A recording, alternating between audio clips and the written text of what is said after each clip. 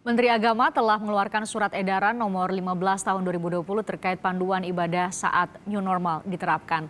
Lebih lengkap terkait hal ini, saat ini kami tanyakan langsung pada Menteri Agama Fahrul Razi. Assalamualaikum Pak Menteri. Waalaikumsalam warahmatullahi wabarakatuh. Salam sejahtera untuk kita semua. Pak Menteri, terima kasih sudah gabung di Kompas Petang. Kalau dibaca di surat edaran Pak Menteri, panjang betul itu dan detil betul. Memang harus sedetail itu untuk diterapkan oleh rumah-rumah ibadah. Karena saat ini Pak Menteri kan masih ada zonasi, masih ada yang zona merah, masih ada yang kuning, sudah ada yang hijau, kita syukuri itu. Jadi akan berbeda tentu setiap zonasi itu ya Pak Menteri? Nah ini saya sampaikan. Ini kita buat sangat adil. Artinya sangat adil. Tidak semata-mata bergantung kepada zonasi itu. Yang paling utama adalah lingkungan rumah ibadah itu aman dari COVID. Silakan ngajukan surat keterangan aman COVID. Nah itu prosedurnya juga sangat gampang. Dalam berapa menit aja bisa dibuat. Jadi kalau ada yang mengatakan, Pak kok rumit sekali? Enggak, sama sekali tidak rumit. Tinggal buat surat ke desa. Kalau nanti memang perlu dilanjutkan ke kecamatan, tugas desa melanjutkan ke kecamatan. Nah isi suratnya pokoknya ada 4, gampang saja. Penanggung jawab rumah ibadah itu siapa atau pengurus intinya siapa. Kemudian sampaikan yang kedua, ada kasus COVID nggak di situ. Atau kalau ada kasus sudah diselesaikan belum dengan sesuai ketentuan. Yang ketiga, laporkan bahwa sudah siap dengan alat peralatan. Utamanya adalah disinfektan, kemudian alat cuci tangan, dan alat pengukur suhu. Keempat, buat pernyataan bahwa akan menaati protokol kesehatan. Sangat-sangat sederhana. Nah ada yang mengatakan Pak kan butuh data tentang R0 yang artinya angka reproduksi dasar atau RT angka reproduksi efektif. Itu bukan urusan pengurus, itu urusan nanti kan gugus tugas yang di kecamatan atau yang di kabupaten kota atau yang di provinsi sesuai tingkat rumah ibadah itu. Kita nggak usah peduli, pengurus nggak ngurus itu. Cukup mengajukan surat dengan 3 poin tadi yang bisa berapa menit aja bisa dibuat. Bisa diajukan langsung ke desa, desa mengajukan pada gugus tugas kecamatan atau berlanjut kalau memang sesuai levelnya rumah ibadah itu. Bisa juga kepada gugus tugas kecamatan kalau memang dekat. Sangat-sangat sederhana begitu. Tapi kembali risikonya, kalau setelah dikeluarkan surat keterangan bebas COVID itu, rumah ibadah bebas aman COVID, kemudian ternyata muncul kasus, atau kemudian mereka tidak taat, ya surat keterangan itu mohon maaf dicabut kembali. Itu aja, sederhana sekali. Pak Fahrul Razi, menunggu ada kasus dulu, kan kalau dibaca atau didengarkan dari pemaparan tadi Pak Menteri, berarti polanya adalah kepercayaan. Percaya dulu buat surat oleh aparat desa, RT, RW, kita percaya dulu bahwa mereka bisa jaga taat protokol COVID-19, baru kalau ada kasus baru kemudian dicabut. Atau ada proses pengawasan, tanggung jawab itu juga diberikan kepada RT, RW yang mengeluarkan surat tersebut untuk mengawasi protokol COVID-19 tetap dilakukan selama proses ibadah di rumah ibadah. Betul, jadi pada saat dia ngajukan ke desa, pasti desa nelpon RT atau mendatangi RT atau RW. Atau kalau siapa tahu desanya sudah tahu. Itu ada kasus nggak di situ? RW-nya atau RT yang mengatakan, enggak ada Pak, saya jamin ada. Sudah nggak masalah, dia tinggal ngajukan ke kecamatan. Jadi kalau dia yakin nggak ada kasus di situ, tinggal ngajukan aja, nggak usah takut-takut, nggak usah ragu. Ini dibuat sangat-sangat adil. Dulu kan ada yang protes, Pak sangat tidak adil Pak. Di tempat kami zona merah, tapi zona merah itu kan di obi kota kabupaten ada kasus 5-6 orang. Tapi di kecamatan kami, di RW kami, di RT kami kan aman semua. Masa kami nggak boleh sholat? Padahal sebetulnya dari kami ke ibu kota kabupaten 50 km.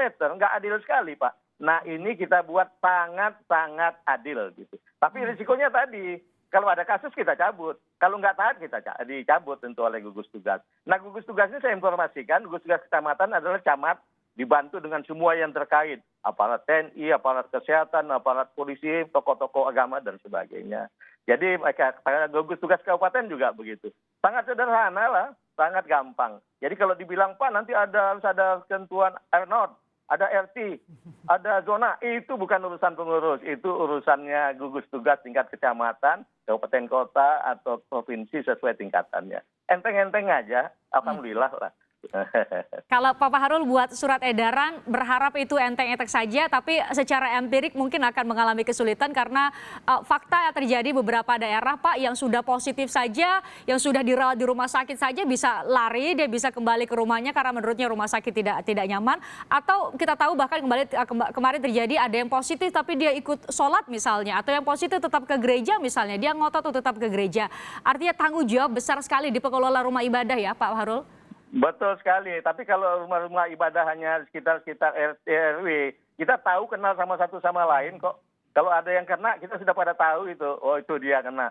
Kita jangan ngajukan lah, paling nggak kalau ngajukan dia mesti pindah dulu ke tempat lain, kita cek orang yang pernah kumpul bertemu dia, sehat enggak, baru kita berani membuat surat ke desa, ke kecamatan. Kalau di tingkat desa itu gampang, tapi kalau sudah di rumah ibadah, yang jamaahnya bisa antar kecamatan, nah itu memang perlu dilakukan pemeriksaan yang lebih ketat. Tapi bukan berarti kalau yang di tingkat desa atau RW ini nggak ketat, tetap ketat, tapi tidak seketat kalau kita bicara yang tingkat kecamatan itulah. Jadi tingkat kabupaten kota atau provinsi. Untuk itu kalau yang kabupaten kota dan provinsi, kalau level itu rumah ibadahnya, mereka betul-betul harus menyiapkan lebih banyak lagi tentang alat peralatan pengecekan kesehatan gitu. Jadi mulai dari thermal gun, kemudian juga cuci tangan, disinfektan itu juga harus disiapkan. Karena tadi baru saya mau nanya, orang yang sholat itu kan tentu dia tidak bisa saja dia ada di waktunya sholat ini dia masih berada di tempat ini dan dia akan sholat di tidak sesuai dengan zonanya. Itu yang kemudian menjadi concern ya Pak Menteri. Betul, betul sekali. Oleh sebab itu di dalam poin-poin kita katakan supaya sangat berhati mewaspadai kalau ada jamaah yang bukan jamaah tetap atau pendatang baru. Nah itu mungkin perlu kita yakini sekali. Mungkin pada saat kita cek suhunya misalnya sedikit aja tinggi sedikit aja enggak, aturannya kan 37,5 derajat Celcius. Kalau dites ya di atas itu maka dia nggak boleh masuk di lingkungan rumah ibadah. Tapi kalau dia jemaah tamu misalnya bukan orang lingkungan situ, mungkin kita perlu cek lebih cermat begitu ya. Oke. Pak Fahrul, mungkin saat ini pengelola rumah ibadah sedang menunggu. Jadi harus ditegaskan lagi, rumah ibadah yang bisa dibuka kembali untuk bisa beribadah adalah yang sudah memenuhi protokol COVID-19, pencegahan penyebaran protokol COVID-19 baru bisa buka. Atau saat ini surat edaran dari Pak Menteri bisa diartikan bahwa silahkan seluruh atau semua rumah ibadah bisa buka, baru kemudian akan diawasi. Seperti apa logikanya? Enggak, kan sudah saya bilang salah satu pernyataannya adalah salah satu syaratnya tadi 4 itu saya sebut ya. Satu, sebutkan penanggung jawabnya siapa atau pengurus intinya siapa. Kedua, melaporkan tentang bahwa tidak ada kasus COVID-19 di daerahnya. Kalau ada ya jangan, sama aja dia membunuh teman-temannya sewarga di situ. Pengurus itu kan punya tanggung jawab juga. Ketiga, kemudian dia menyatakan bahwa dia siap dengan alat peralatan. Kemudian keempat, dia menyatakan bahwa kami siap menaati protokol kesehatan. Tapi kalau ada kasus di situ, pasti udah. Tapi kalau mengajukan ke desa, apalagi melalui RT RW, udah tahu kita ini. Saya kan juga tinggal di RT RW, di sebelah masjid juga saya tinggalnya. Jadi kalau ada yang kena COVID, kita semua udah tahu. Oh udah ada yang kena, jangan kita minta izin. Kecuali kita sudah melakukan sesuatu untuk mengeliminasi itu sesuai ketentuan yang berlaku. Enteng-enteng aja. Jadi kalau memang udah tahu ada kasus dia ngajukan pasti memprotes. Karena ada persyaratan tadi saya katakan, ada persyaratan pengurus, ada persyaratan yang harus dilakukan jemaah. Ke jemaah yang satu, yang paling utama nomor satu, yakinkan bahwa rumah ibadah yang akan Anda datangi itu rumah ibadah yang telah mempunyai surat keterangan aman COVID. Kedua, Anda yakinkan bahwa rumah ibadah itu betul-betul telah melaksanakan protokol kesehatan. Kemudian yang ketiga, banyak ini poinnya, tapi yang ketiga, Anda yakinin dulu bahwa Anda sehat untuk ke rumah ibadah. Itu penting ya, itu penting. Anda yakin dulu kalau Anda sehat, baru ke rumah ibadah. Pak Menteri, Kementerian Agama sendiri punya, selain tadi berdasar pada surat keterangan tidak ada COVID di wilayah rumah ibadah tersebut, bebas COVID dari rumah ibadah di wilayah tersebut, atau Kementerian Agama punya data setidaknya di Jabodetabek, karena di Jabodetabek itu masih ada sejumlah wilayah yang masih masuk zonasi kuning, rumah-rumah ibadah atau wilayah-wilayah mana saja yang rumah ibadahnya belum bisa buka. Seperti apa Pak Menteri? Nah ini kan rumah ibadah luar biasa banyaknya. Di RT saya ada berapa rumah ibadah itu. Di RW, kalau di RW mungkin udah puluhan. Dan itu kan terus berubah terus situasinya. Jadi nggak bisa kita membuat apalan seperti itu. Tapi kalau saya berpikir, kalau dia berani ngajukan, jemaahnya berani sholat di situ, pasti lingkungan itu udah aman dari COVID lah. Tapi tetap kemudian desa atau RW melalui cek lagi, betul nggak ada kasus apa-apa dilaporkan. Kalau kita kirim tim dulu ke semua kemana-mana buat data itu berubah sih mungkin setiap menit, setiap jam berubah. Karena nggak ada, besok ada. Jam ini ada, jam nanti nggak ada. Atau jam sekarang nggak ada, jam nanti ada gitu ya. Jadi yang paling utama keyakinan si pengurus itu. Dan kita tekankan, begitu Anda tahu ada, nggak usah tunggu kami diberhentikan oleh gugus tugas kecamatan. Anda langsung hentikan. Kalau Anda membunuh orang banyak. Dan pasti dia juga dimarahin dengan warga lain. Ada juga kewajiban itu kan, tadi saya bilang untuk jamaah punya kewajiban yakinkan bahwa rumah ibadah itu betul-betul sudah punya surat keterangan, dia sehat, dan dia juga yakin kalau dekat-dekat situ bahwa teman-teman datang itu orang sehat. Kalau ada yang nggak sehat, dia harus protes ke pengurus rumah ibadah dan segera menuntut supaya dihentikan gitu. Jadi kita mendorong tanggung jawab semua sih, sehingga kami mengangkat tagline dalam kaitan masyarakat produktif dan aman COVID ini, disiplin di rumah ibadah mewujudkan masyarakat produktif dan aman COVID. Jadi kembali, disiplin di rumah ibadah ini karena kita membangun tanggung jawab semua orang, membangun kreasi semua orang, membangun sebuah kepedulian semua orang. Semua orang maksud saya pengurus maupun jamaah. Kemudian membangun kreasi setiap orang, semua mendorong. Kemudian ada tambahan lagi, kalau rumah ibadah buka, terutama kan saya paham sekali di dekat di rumah saya ini, banyak pedagang-pedagang rakyat juga pasti muncul di situ. Nah, kita juga sudah siap dengan ketentuan itu. Mungkin karena memang kan kita buat aturannya setiap orang yang datang ke rumah ibadah memakai masker atau masker muka. Jadi kita akan tentukan semua pedagang di sana melalui rapid test yang akan kita adakan, kemudian jaga jarak, kemudian pakai masker muka, sehingga semua aman. Jadi ini juga sangat menguntungkan pada saat pembukaan rumah ibadah ini, ekonomi rakyat bangkit lagi, tapi dengan aturan yang ketat, sehingga rakyat dibiasakan. Sekarang kita memang hidup kita tidak boleh enak-enak, seenaknya. Sebetulnya ada COVID atau nggak ada COVID, kita nggak boleh seenaknya, harus punya disiplin, termasuk disiplin kesehatan. Nah, COVID ini mengajarkan kita untuk betul-betul menerapkan disiplin kesehatan dengan sebaik-baiknya. Alhamdulillah. Oke, disiplin kesehatan itu yang Anda tekankan.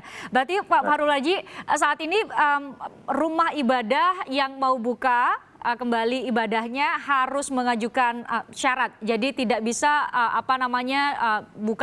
buka dengan tanpa mengajukan syarat keterangan bebas COVID dan juga keterangan dari sejumlah perangkat daerah termasuk juga desa maupun RT RW kelurahan kecamatan berjenjang begitu. Jadi permintaannya secara aktif harus dari pengelola rumah ibadah tersebut. Betul, pengurus rumah ibadah. Dia cukup mengajukan ke desa aja. Nah, jadi enteng-entengnya jangan nanti desa mungkin ngecek ke RW-nya, ke RT-nya. Tapi biasa kalau tingkat desa udah hafal kok. Oh itu masjid itu, iya saya tahu itu, betul aman itu. Dia udah tahu. Berarti kalau dilihat dari mekanisme yang disampaikan Pak Menteri melalui surat edaran, butuh koordinasi dari banyak pihak karena tidak hanya pengelola rumah ibadah, kemudian juga pemerintah aparat desa atau kelurahan atau RT RW, tapi juga dengan pemerintah daerah ya Pak dalam skala yang jauh lebih kecil atau jauh lebih besar dibanding dengan lingkup rumah ibadah tersebut. Benar demikian ya Pak? Betul, karena yang mengeluarkan itu Ketua Gugus Tugas Kecamatan paling rendah. Kenapa? Karena di Gugus Tugas Kecamatan itu aparatnya udah lengkap, termasuk aparat kesehatan. Tentu saja di sana ada forum komunikasi pimpinan tingkat kecamatan, forum kesehatan, sudah ada tokoh-tokoh agama dan sebagainya. Itu gugus tugas tingkat kecamatan. Sehingga kami buat yang paling rendah boleh mengeluarkan surat keterangan itu adalah gugus tugas kecamatan. Tapi prosedurnya gampang. Kalau kecamatan itu jauh nggak usah deh kecamatan, ke desa aja. Nanti desa berjenjang bisa ngajukan ke kecamatan gitu. Oke, Anda sebut tadi ini Pak sederhana dan adil bagi semua. Pak Menteri, mumpung Pak Menteri ada di layar Kompas TV, mungkin yang mau menyaksikan saya mau mulai ibadah di rumah ibadah masing-masing sesuai dengan kepercayaannya. Apa yang mau Pak Menteri sampaikan kepada mereka? Ya, kembali saya katakan, kita punya tujuan besar. Tujuan kita membangun masyarakat yang produktif dan aman COVID. Rumah ibadah, apa yang kita lakukan disiplin yang dilakukan di rumah ibadah betul-betul sebuah langkah menuju kepada mewujudkan masyarakat yang produktif dan aman COVID. Kita ikuti ketentuan disiplin itu demi kepentingan sendiri demi kepentingan teman-teman kita, saudara kita, dan mudah-mudahan dengan itu rumah ibadah kita terus bisa melakukan sholat jamaah, kita secara bisa memperkuat upaya spiritual kita, memohon kepada Tuhan supaya COVID ini dicabut, dan mudah kita banyak manfaat yang bisa kita dapat pada saat kita melakukan sholat jamaah, acara jamaah, sholat jamaah, ibadah berjamaah atau kolektif di rumah ibadah itu. Mudah-mudahan semua berjalan dengan baik. Amin. Ya Rabbal Alamin. Amin, kita harapkan demikian Pak. Disiplin diri untuk menjaga diri sendiri dan juga lingkungan sekitar. Terima kasih Pak Menteri, Menteri Agama Fahrul Razi sudah bergabung bersama kami di Kompas Petang. Assalamualaikum Pak. Waalaikumsalam warahmatullahi wabarakatuh. Terima kasih.